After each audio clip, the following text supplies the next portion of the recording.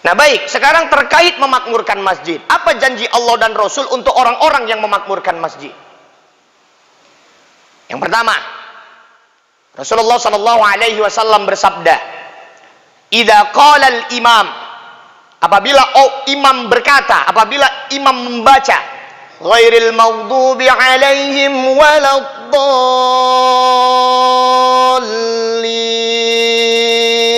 faqulu amin", maka katakanlah amin.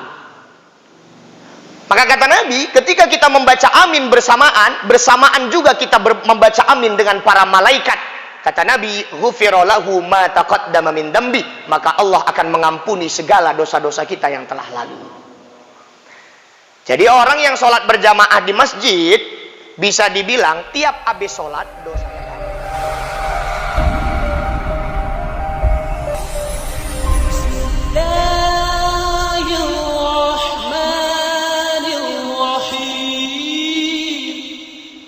Bismillahirrahmanirrahim. Assalamualaikum warahmatullahi wabarakatuh.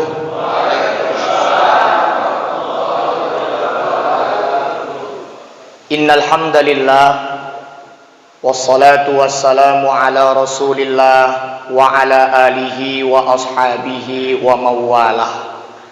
Qala Allah Ta'ala fil Qur'anil Karim, a'udzu billahi minasy syaithanir rajim. Bismillahirrahmanirrahim. Mathalul ladzina yunfiquna amwalahum fi sabilillah kamathali habbatin ambatat sab'a sanabila fi kulli sumbulatin mi'atu habbah wallahu yudha'ifu liman yasha wallahu wasi'un alim. Shadaqallahul azim. Yang terhormat Bapak Sugeng Suheri selaku Kepala Desa Semencirim, saya setelah mengisi pengajian subuh yang lalu dimasukkan oleh Ustadz Hendro ke grup WhatsApp FKSMM. Pada malam tahun baru banyak kegiatan tabligh akbar di beberapa masjid. Lalu Bapak Kepala Desa memposting foto selfie, dimasukkan ke grup bahwa beliau dalam keadaan sakit tidak bisa hadir di kegiatan tabligh akbar malam tahun baru itu. Setelah itu saya perhatiin terus ini apa komentar warga. Itulah kalau kepala desa solih, itulah kalau pemimpin baik, itulah kalau pemimpin yang mungkin selama ini dirasakan manfaatnya oleh masyarakat, dicintai oleh masyarakat. Isinya doa semua. Ya Allah sembuhkanlah Pak Kades, ya Allah angkatlah penyakit Pak Kades. Tapi kalau kades-kades yang nggak open sama agama, nggak open sama masyarakat, nggak dekat sama warganya, warganya batin aja mampus kayak kan, ndang ninggal aja gue. Karena kades soleh, insya Allah dicintai sama masyarakatnya. Kemudian yang terhormat Ketua FKSMM Al-Mukarram Al-Ustadz Muhammad Hendro SPDI. Mungkin abis ini Ustadz Hendro ngumpulkan BKM, terus Ustadz Hendro bilang, "Udah nggak usah lah lagi ngundang Ustadz Pandi, tiap dia yang ceramah hujan aja." Yang lalu hujan juga kan Ustadz. Iya. Kemudian Ketua BKM Masjid Al-Ikhlas Dusun 3 Jalan Johar, Desa Semencirim yang kami muliakan, bapak-bapak, ibu-ibu, para jamaah yang dimuliakan Allah Subhanahu wa Ta'ala. Bersyukur kita Allah masih izinkan kita berkumpul di rumah Allah yang mulia ini. Salawat dan salam kita sampaikan keharibaan junjungan Nabi besar Muhammad sallallahu alaihi wasallam. Ustadz Hendro kalau diundang ceramah, pernah nggak panitia atau jamaahnya request pembahasan? Pernah kan? Ustadz nanti tolong singgung masalah ini ya, Ustadz nanti tolong bahas masalah ini ya, gitu kan. Nah biasanya Pak, ini biasanya ya, kalau ada panitia atau jamaah request topik sama Ustadz, itulah yang menjadi keluh kesah pada jamaah di tempat itu. Misalnya, Ustadz nanti tolong ya singgung masalah istri soleha. Berarti di situ banyak istri yang ngelawan sama lakinya. Ustadz, nanti tolong ya bahas masalah anak soleh, nah, anak yang berbakti sama orang tua. Berarti di situ banyak anak durhaka. Nah, panitia ini hari Ustadz. Ini kita buka-bukaan aja nih Pak. Seminggu yang lalu nelpon saya, Ustadz bisa nggak ngisi pengajian subuh di masjid kami tanggal 3 subuh? Insya Allah bisa Pak. Ustadz tolong nanti bahas tentang keutamaan infak dan sodakoh ya Ustadz. Berarti di sini banyak orang ngentir.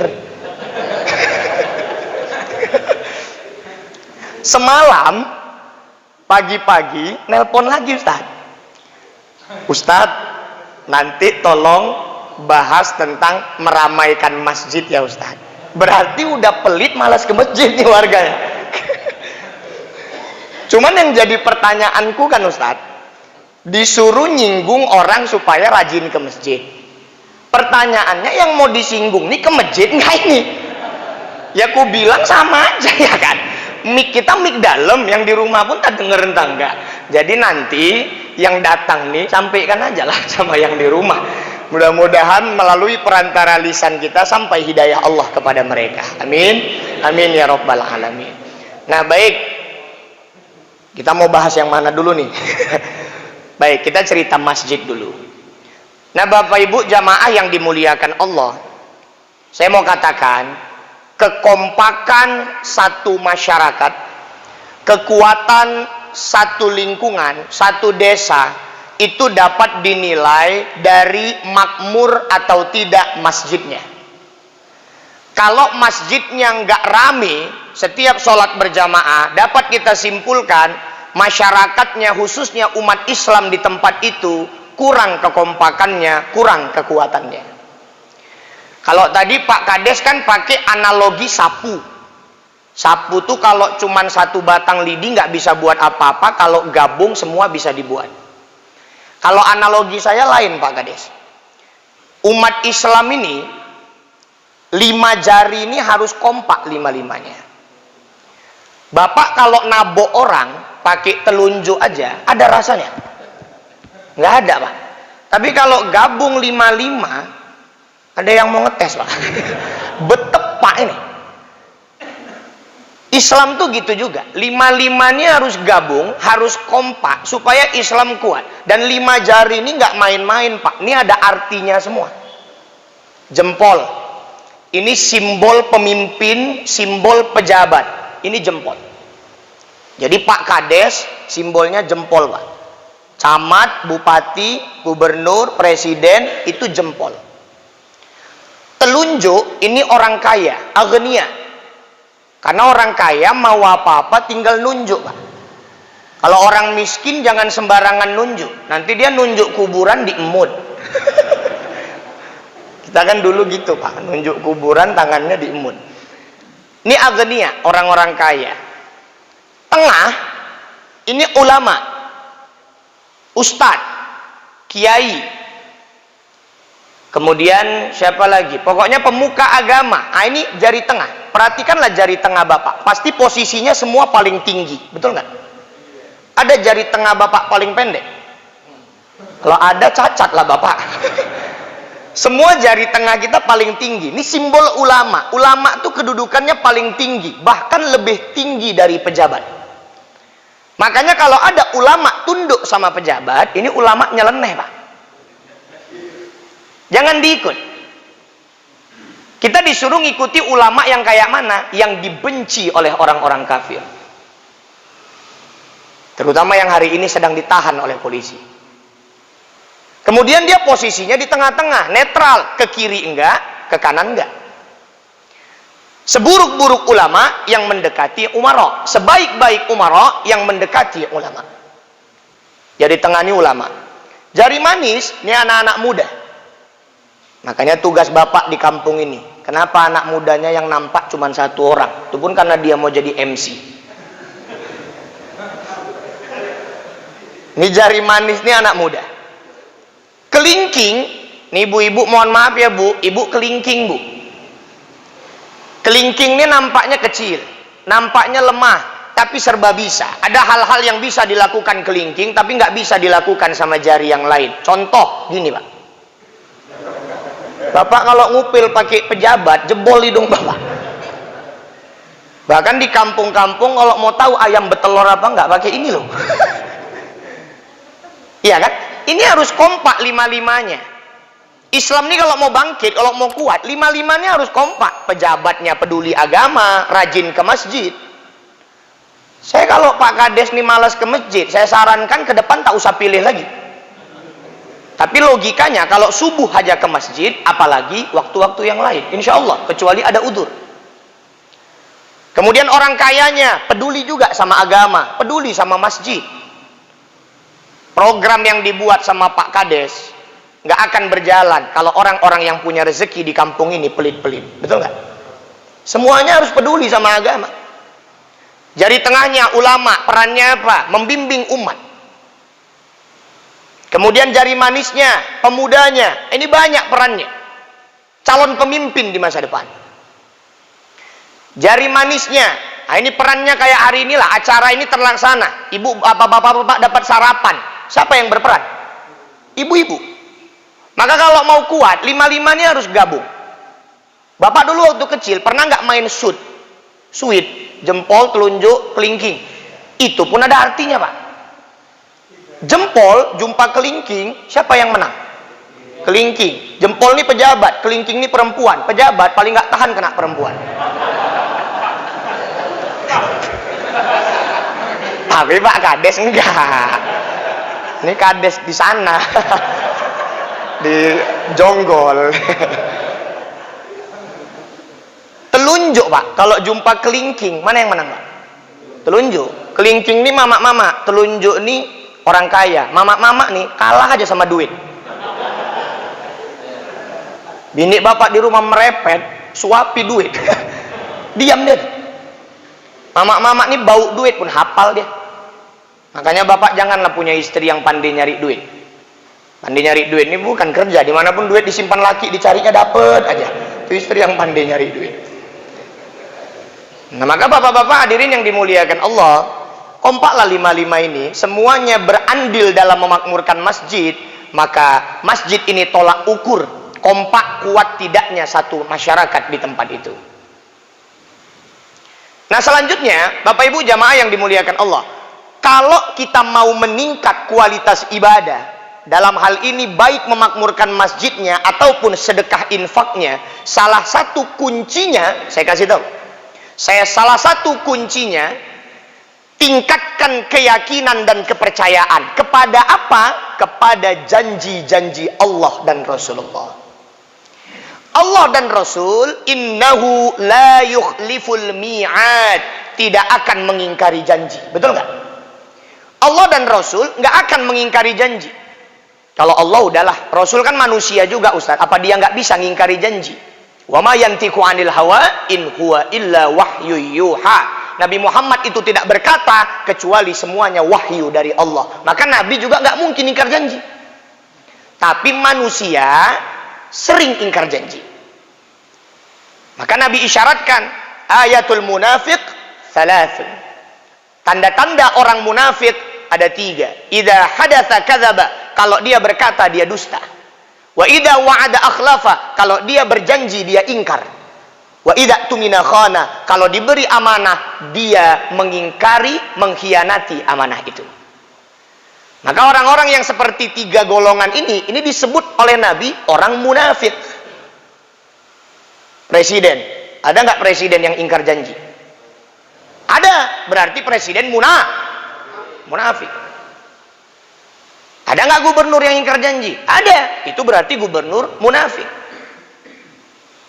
Tapi kalau Allah dan Rasul tidak akan mengingkari janjinya. Maka kalau mau ibadah kita berkualitas tinggi, percaya dengan janji-janji Allah dan Rasul. Nah baik, sekarang terkait memakmurkan masjid. Apa janji Allah dan Rasul untuk orang-orang yang memakmurkan masjid? Yang pertama, Rasulullah SAW bersabda, "Idza qala al-imam", apabila imam berkata, apabila imam membaca, ghairil maghdubi alaihim waladdallin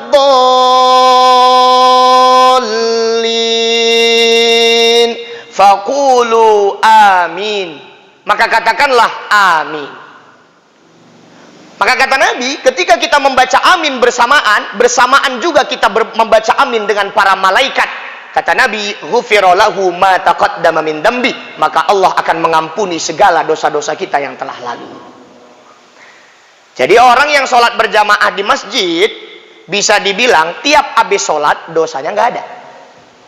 Karena setiap imam baca ghairil maghdubi alaihim waladdallin, kita baca bareng-bareng amin, itu malaikat ikut bilang amin, maka Bapak Ibu, dosa kita semua diampunkan oleh Allah yang telah lalu. Kalau sholat di rumah, apalagi sholatnya sendirian, mana ada baca amin rame-rame? Mau sama siapa dia baca amin? Makanya kalau mau dapat pengampunan dosa, istiqomahkan datang ke masjid. Kemudian yang kedua, apalagi janji Allah, janji Rasulullah Shallallahu Alaihi Wasallam bersabda, salatul jamaah afdal min salatil faddi bisab'i wa ishrina darajah. Salat berjamaah di masjid, keutamaannya, pahalanya, fadilahnya 27 kali lipat dibanding orang yang sholat sendirian di rumah. 27 kali lipat. Jadi Allah kasih janji pahala yang berlipat ganda untuk orang-orang yang istiqomah sholat ke masjid. Kemudian apalagi janji Allah dan Rasul? Orang yang datang dari rumah berjalan menuju masjid, setiap langkah kakinya menghapuskan dosanya, dihitung satu kebaikan dan menaikkan derajatnya di hadapan Allah. Makin banyak langkahnya, makin banyak pahalanya. Maka beruntung Bapak yang datangnya jalan kaki. Nah, Ustaz, jadi kami yang naik kereta macam mana Ustaz? Nggak bisa itu dihitung per roda muter, per tarik gas, itu nggak bisa Ustaz. Allahu a'lam lah, mudah-mudahan adalah Pak. Tapi saya yakin maksud hadis ini bukan hanya untuk orang jalan kaki. Yang naik kereta pun dapat. Semua upaya kita yang jalan dari rumah, berangkat dari rumah menuju ke masjid, mau naik kereta, mau jalan kaki, mau naik mobil, semua itu akan diberi pahala yang luar biasa oleh Allah Subhanahu wa taala. Tapi jangan pula Bapak habis dengar ceramah gini, jalan Bapak dari rumah ke masjid, udah mau sampai Bapak musing lagi. Biar lebih banyak Ustaz pahalanya. Ini kurang kerjaan Bapak namanya. Ya udah sampai ya udah, dan disunnahkan oleh Nabi. Nah, terutama ini waktu sholat Id sih sebenarnya konteks hadis ini disunnahkan pergi dan pulang dari masjid itu melalui jalan yang berbeda. Piginya dari satu jalan, pulangnya lewat jalan yang berbeda. Nah kemudian Pak, ini mohon maaf, kita pihak BKM, kenapa masjid kita sunyi, kita juga harus muhasabah, kita juga harus koreksi diri. Jangan kita selalu menyalahkan yang tidak ke masjid, tapi kita juga harus koreksi, sudah sebaik apa selama ini kita berusaha mengundang orang untuk datang ke masjid kita. Nggak ada salahnya Bapak macam jamaah tabligh. Tahu jamaah tabligh Pak, itu luar biasa kali. Saya walaupun berjubah, saya bukan jamaah tabligh, tapi saya salut dengan jamaah tabligh. Jamaah tabligh itu prinsip man dalla ala khairin falahu mithlu ajri fa'ilih, kata Nabi. Ketika kita mengajak orang berbuat baik, orang itu ikut, maka pahala mereka akan kita panen, pahala mereka untuk kita tanpa Allah kurangi pahala mereka. Jadi Bapak berangkat dari rumah menuju ke masjid, melewati rumah tetangga itu lagi santai, dia duduk di teras rumah. Bapak ajak, Pak, yuk masjid. Oh ayo, ikut dia. Lewat lagi, Pak, ayo masjid. Ikut dia. Bapak ke masjid, bawa 2-3 orang. 3 orang Bapak bawa. Satu kali itu Bapak mendapatkan pahala 4 sholat di masjid. 4 pahala sholat di masjid. 1 pahala Bapak, 3 pahala orang yang Bapak ajak. Tanpa Allah kurangi pahala mereka. Maka buat baik itu ngajak-ngajak. Jangan sendiri-sendiri. Apalagi sama keluarga kita di rumah. Ku anfusakum wa ahlikum naro. Pelihara dirimu dan keluargamu dari siksa api neraka. Jangan Bapak sur ibadah sendiri. Nggak peduli anak mau sholat apa enggak. Nggak peduli istri mau sholat apa enggak. Jangan sampai terpisah sama keluarga di akhirat nanti Pak. Kita di surga, keluarga kita di neraka. Tapi kalau bapak nggak open sama ibu, sama anak, nanti bapak udah dekat pun dengan pintu surga, anak-anak diinterogasi di neraka. Kau kenapa nggak sholat? Aku nggak pernah disuruh sholat sama bapakku ya Allah. Kau kenapa nggak sholat? Aku nggak pernah disuruh sholat sama suamiku ya Allah, kata istri sama anak bapak. Bapak yang udah dekat dengan surga dipanggil lagi sama malaikat. Pak, Rina pak nggak sido pak. Enak kali bapak mau masuk surga. Di dunia bapak nggak peduli sama ibadah anak sama istri bapak. Makanya buat baik nih ngajak-ngajak pak. Ustadz ini pahalanya paling banyak dari mana? Ya dari ngajak orang buat baik. Saya nyuruh bapak ke masjid. Semuanya ke masjid gara-gara ceramah saya misalnya. Ada orang yang selama ini belum istiqomah dia ke masjid, tapi gara-gara dengar ceramah saya jadi istiqomah dia ke masjid, maka pahalanya saya panen. Nih abang YouTuber nih, luar biasa pahalanya. Berapa ustadz ceramah udah disebarnya di YouTube, berapa juta orang nonton nasihat ustadz, segitu banyak lah pahalanya. Tapi jangan pula abis nih semua sibuk mau jadi YouTuber. Terakhir pengajian subuh kamera semua isinya. Buat baik ngajak-ngajak pak. Ya. Kemudian apa lagi? Tadi Ustaz Hendro bilang, ayo pak persiapkan anak-anak kita untuk jadi muadzin, untuk jadi imam. Nah, muadzin ini menentukan juga semangat orang untuk datang ke masjid. Bapak kasih kesempatan sama yang muda-muda, Pak. Jangan egois. Jangan sampai mati bapak pegangi mik ajan itu. Selama aku masih hidup, jangan ada yang berani ajan. Akulah, langkai dulu mayatku kalau kalian mau ajan. Dia aja yang mau banyak pahala. Karena orang ajan ini pahalanya luar biasa. Pengajian yang lalu kan saya sampaikan. Dia panggil orang, semua orang datang gara-gara azan dia, segitu banyaklah pahala dia hari itu. Jangan berebut azan bapak habis ini. Cuman sebaiknya ada kualifikasinya, ada seleksinya. Azan ini janganlah sembarangan. Kakek-kakek udahlah, yang udah gemetar-gemetar ya kan. Biarlah yang muda-muda kayak yang azan, ya kan kek? Biar yang muda-muda, kasih kesempatan. Azan ini kan suara yang penting lantang, nggak penting kali mendayu-dayu, nggak penting. Yang penting tegas, keras, karena tujuan azan itu membangunkan orang tidur, manggil orang sholat. Yang tegas suaranya. Gitu juga imam pak. Imam kadang-kadang kalau nggak sedep, jamaah pun malas ke masjid. Maka bapak, kalau jamaah nggak datang ke masjid ini, jangan suuzon juga. Belum tentu dia nggak ke masjid, bisa jadi dia pindah masjid. Ya kan? Nggak enak di sini imamnya. Imam ini perlu. Maka saya ingatkan bapak-bapak, jangan malu diimami sama yang muda. Semua ulama sepakat, Hambali, Syafi'i, Hanafi, Maliki, semua ulama sepakat bahwa sholat berjamaah yang diimami oleh orang yang bacaannya rusak, maka sholatnya batal. Semua ulama sepakat. Maka bapak yang biasa maju jadi imam, bapak harus belajar terus. Jangan bapak melangkahkan kaki jadi imam terlalu mudah. Pertanggungjawabannya berat. Bapak sadar bacaan bapak berselema, tapi bapak pengen tampil aja. Bapak tahu di belakang ada qori, di belakang ada yang bacaannya lebih fasih, walaupun lebih muda. Tapi bapak nekat, maju bapak jadi imam, rusak fatihahnya, rusak sholatnya, maka dosa makmum yang nanggung siapa? Imam. Jangan main-main pak. Makanya saya sering sampaikan di mana-mana, terutama kalau ceramah di masjid. Ayo Pak BKM, undang qori. Bukan untuk jadi imam. Untuk ngajari bapak-bapak yang biasa jadi imam. Undang qori. Yang biasa jadi imam kumpul. Jangan malu belajar walaupun udah tua Pak. Kumpul, belajar. Macam mana tajwid yang betul. Macam mana fasohah yang betul. Udah siap belajar. Qori ini suruh dia menentukan siapa urutannya, peringkatnya yang paling layak. Tempel di dinding. Nomor 1 wawa ini, nomor 2 wawa ini, nomor 3 wawa ini. Selama nomor 1 datang, nomor 2 jangan coba-coba maju. Karena ini terkait kesempurnaan ibadah. Nggak main-main nih Pak. Jangan malu diimami sama yang muda. Syarat imam tuh bukan perkara tua. Pertama, tengok yang mana yang paling banyak ilmunya. Ustadz nih ilmunya sama banyaknya Ustadz. Kedua, tengok yang mana yang paling bagus bacaan Qur'annya.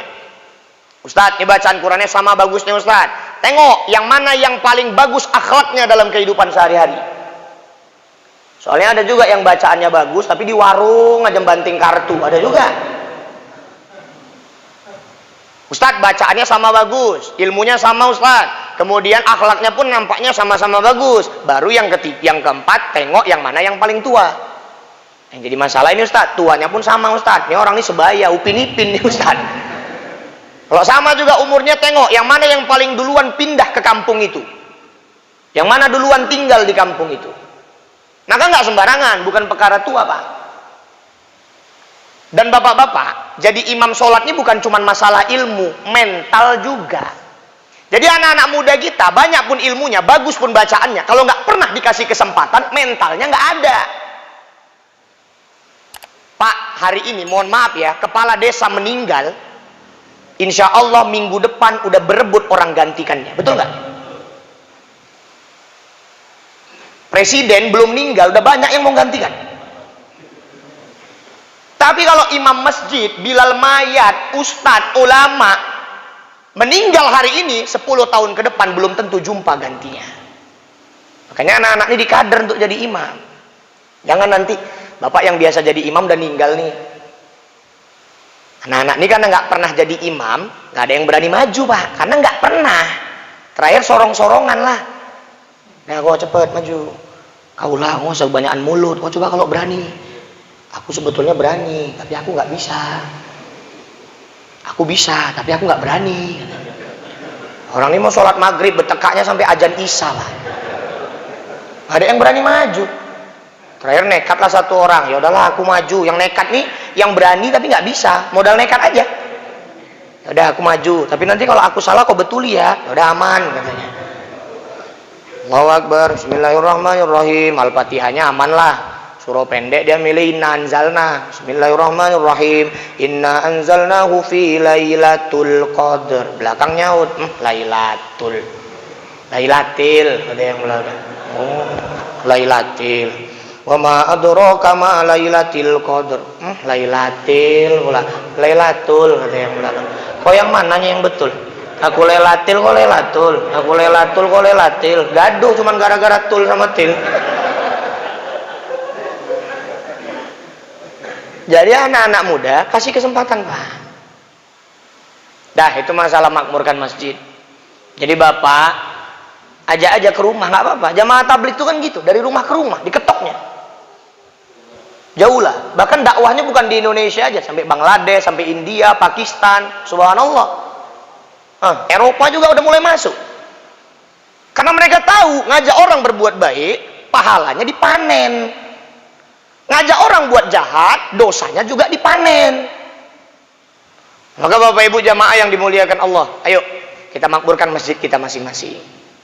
Nah selanjutnya diminta bahas soal infak sedekah. Gitu juga Pak. Percaya dan yakin dengan janji-janji Allah dan Rasul. Apa janji Allah untuk orang yang bersedekah? Al-Baqarah 261. A'udzu billahi minasyaitonir rajim. Matsalul ladzina yunfiquna amwalahum fi sabilillah kamatsali habbatin ambatat sab'a sanabila fi kulli sumbulatin mi'atu habbah.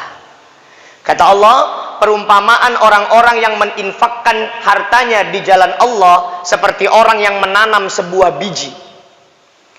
Dari satu biji itu tumbuh 7 bulir, tumbuh 7 tangkai. Dan dari tiap-tiap tangkai akan berbuah 100 buah. 1 kali 7, 7. 7 kali 100, 700. Jadi janji Allah, orang yang berinfak di jalan Allah, maka dia akan diberi balasan 700 kali lipat. Tidak pun dapat di dunia, maka Allah akan janjikan balasan itu di akhirat. Selanjutnya apalagi Ustaz? Saya kemarin waktu pengajian yang lalu membahas tentang infak masjid. Ya kan Pak? Agar supaya kita jangan pelit-pelit sama masjid. Dan tadi Ustadz Endro nyampaikan, pertemuan yang akan datang itu di masjid yang lagi direnovasi. Mari kita manfaatkan untuk infak. Bapak-bapak memasukkan uang ke kota infak masjid, berarti bapak-bapak, ibu-ibu sudah ikut membangun masjid. Apa janji Allah untuk orang yang membangun masjid? Man bana lillahi masjidan banallahu bihi baitan fil jannah. Siapa yang membangun masjid karena Allah, maka Allah akan janjikan istana untuknya di dalam surga. Pak, bapak nanti main-main ke Binjai. Di Binjai itu nanti sampai Tugu, bapak belok kanan. Itu daerah namanya Jatinegara, Perjuangan. Udah belok kanan, jumpa simpang, bapak belok kiri. Jumpa simpang lagi, bapak belok kanan. Di situ ada masjid baru, megah, besar. Namanya Masjid Haji Sudirman. Di teras masjidnya ada TV. Di situ ada TV, di situ ada TV. Jadi orang sholat Jumat, kalau nggak nampak khotibnya di dalam, dia tinggal nengok siaran langsung dari TV itu. Itu masjid dibangun menghabiskan biaya 2 miliar lebih. Dan dibangun dengan uang pribadi Bapak Haji Sudirman itu. Maka Allah sudah janjikan untuknya istana di surga. Tapi Bapak Ibu jamaah yang dimuliakan Allah, untuk dapat istana di surga tidak harus kita bangun masjid full pakai duit kita sendiri. Enggak. Kata Nabi, istana di surga bisa diraih untuk orang yang membangun masjid meskipun masjidnya seukuran sangkar burung, kata Nabi. Artinya, walaupun kita hanya infak sedikit, kita dapat keutamaan istana di dalam surga. Dan istana di surga ini jangan Bapak bayangkan bangunannya macam bangunan di dunia. Lain, Pak. Surga ini kan nggak pernah ditengok mata, nggak pernah didengar telinga. Nabi Muhammad pada saat menjelaskan bagaimana keadaan bangunan-bangunan di surga, kata Nabi, la bidatun minad dhahab, la bidatun minal fiddah. Batu batanya terbuat dari emas, batu batanya terbuat dari perak. Subhanallah. Pasirnya minal lu'lu', pasirnya terbuat dari mutiara. Itu istana yang Allah janjikan di surga, dan tiap istana sudah Allah berikan bidadarinya. Nah, maka yakin dengan janji Allah, itu kuncinya, Pak. Maka mari kita keluarkan harta kita di jalan Allah. Kemudian apa lagi janji Allah dan Rasul untuk orang-orang yang berinfak dan bersedekah? Kata Nabi, dawu mardakum bis sadaqah. Obatilah orang-orang yang sakit di antara kalian dengan sedekah. Sedekah itu bisa ngobati orang sakit. Pak Kades lagi kurang sehat. Ini banyak yang mau nerima sedekah nih Pak Kades.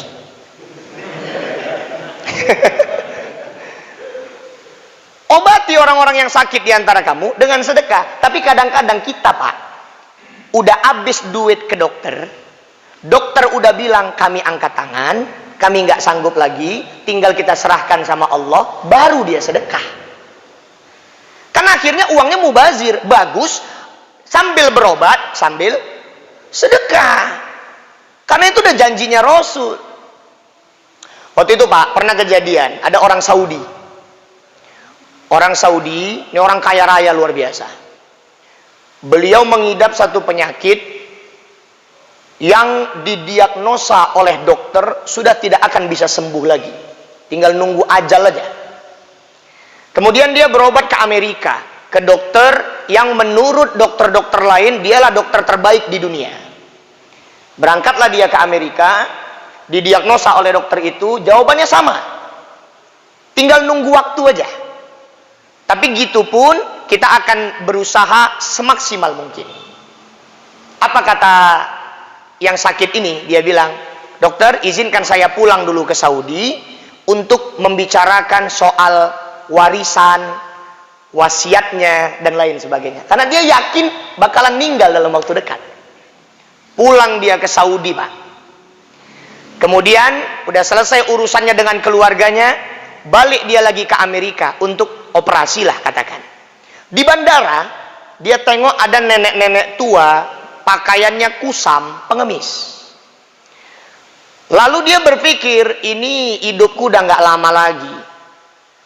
Harta yang aku punya ini sebaiknya banyak-banyak aja lah aku keluarkan di jalan Allah untuk bekalku di akhirat. Dikasihnya sama nenek itu kurang lebih 3.000 real. yang kalau dinominalkan dalam rupiah mungkin 12 jutaan. Berangkat dia ke Amerika. Sampai di Amerika, jumpa dokter. Apa kata dokter? Kau mempermainkan kami ya? Loh, apa maksudnya?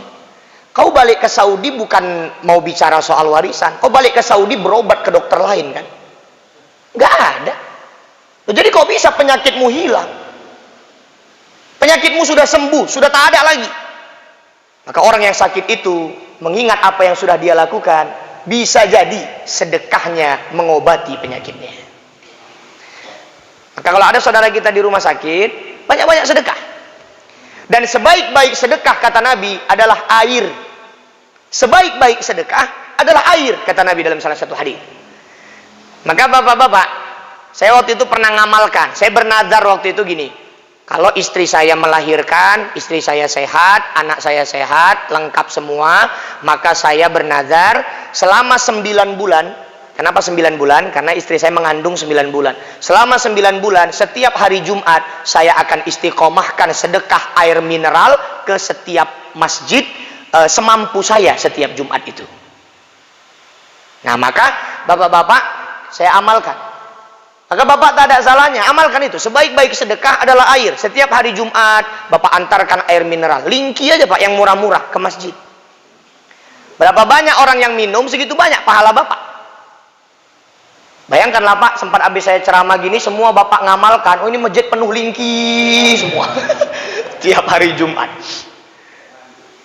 Nah, maka bapak-bapak, ibu-ibu jamaah yang dimuliakan Allah, banyak lagi janji-janji Allah dan Rasul soal sedekah ini.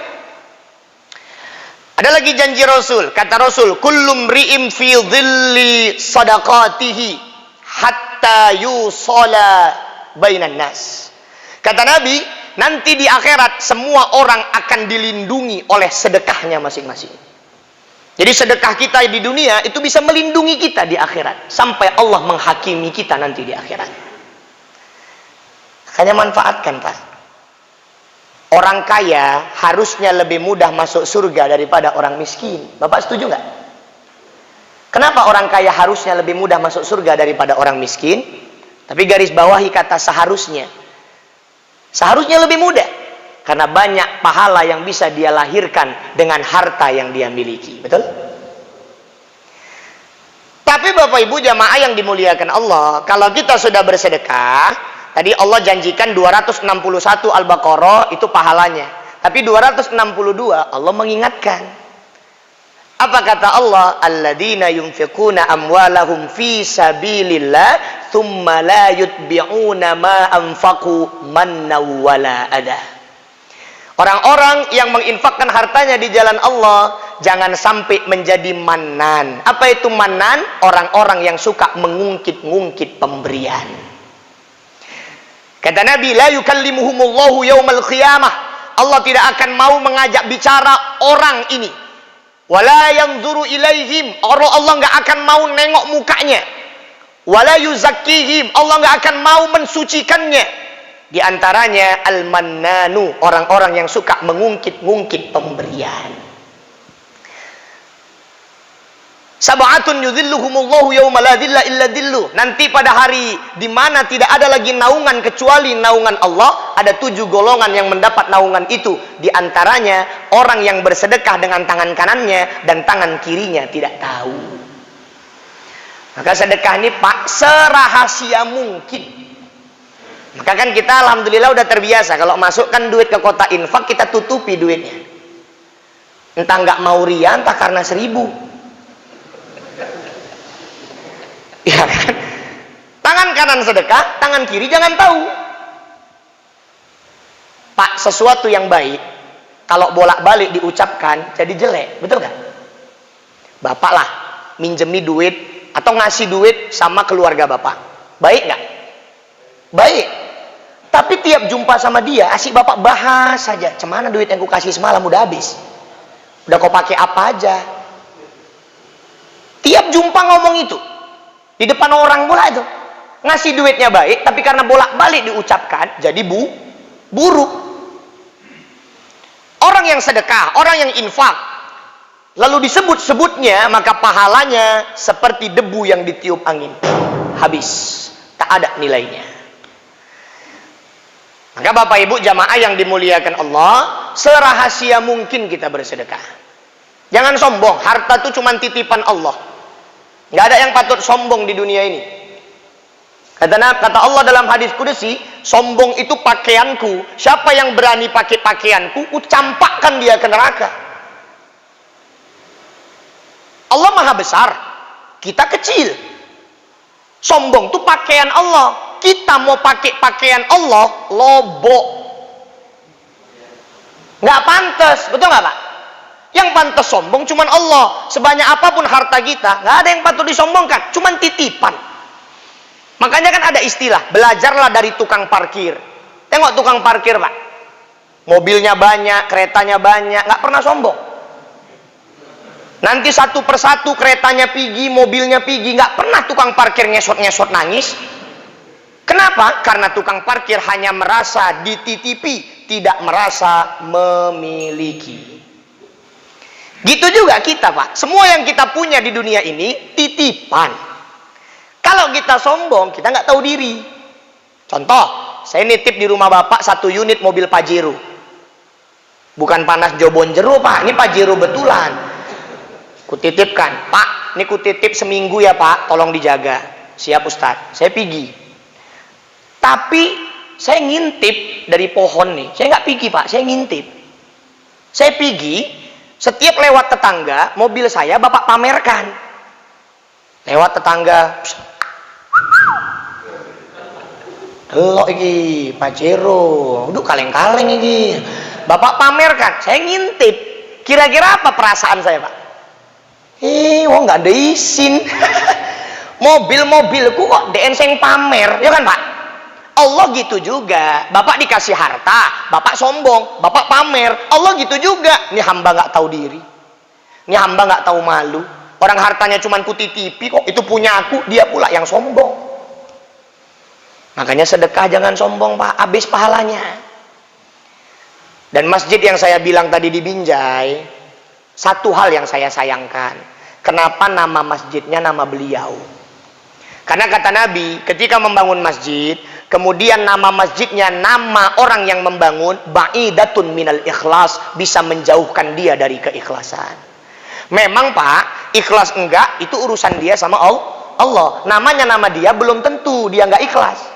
Tapi sebaiknya namanya nama yang umum aja, al-ikhlas, ya kan? Ini berarti yang bangun orangnya ikhlas-ikhlas. Al-muttaqin, orang-orang yang bertakwa, ya kan? Maka ini pelajaran Pak, lain kali kalau ada orang punya donatur Bapak mau bangun masjid pakai uang pribadi, ingatkan dia, jangan pakai nama dia pribadi. Bukan berarti pasti nggak ikhlas, tidak, menjauhkan dia dari keikhlasan.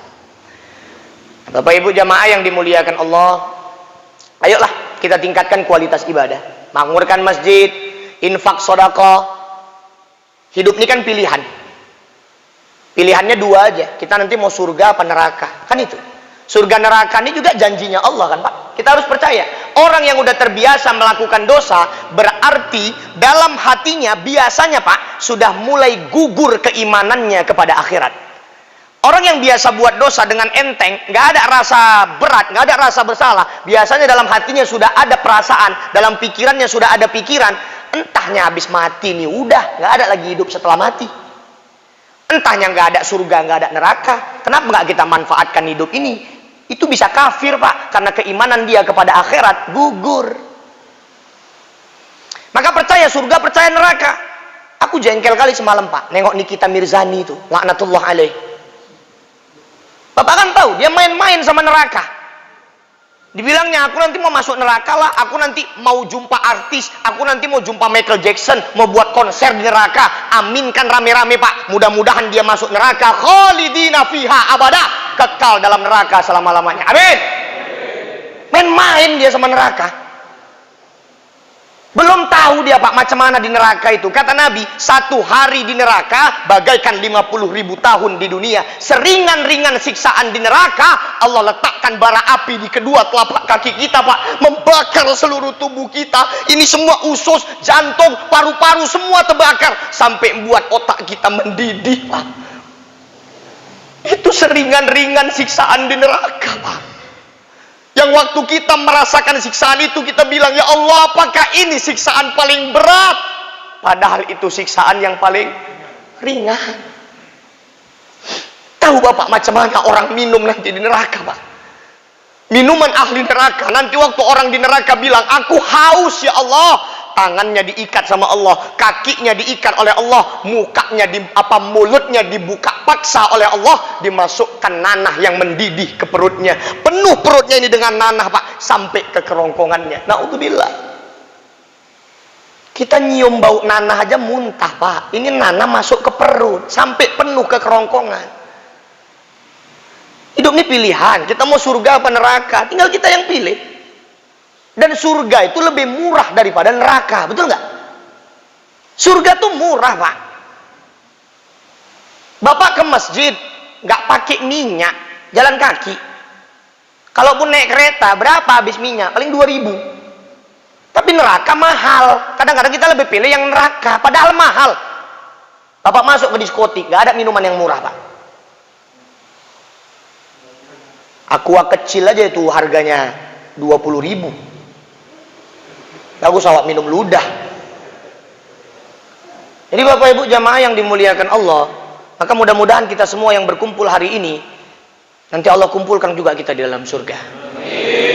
Kita yang selalu mengikhlaskan harta kita di jalan Allah untuk membangun masjid, Allah sediakan istana untuk kita di surga.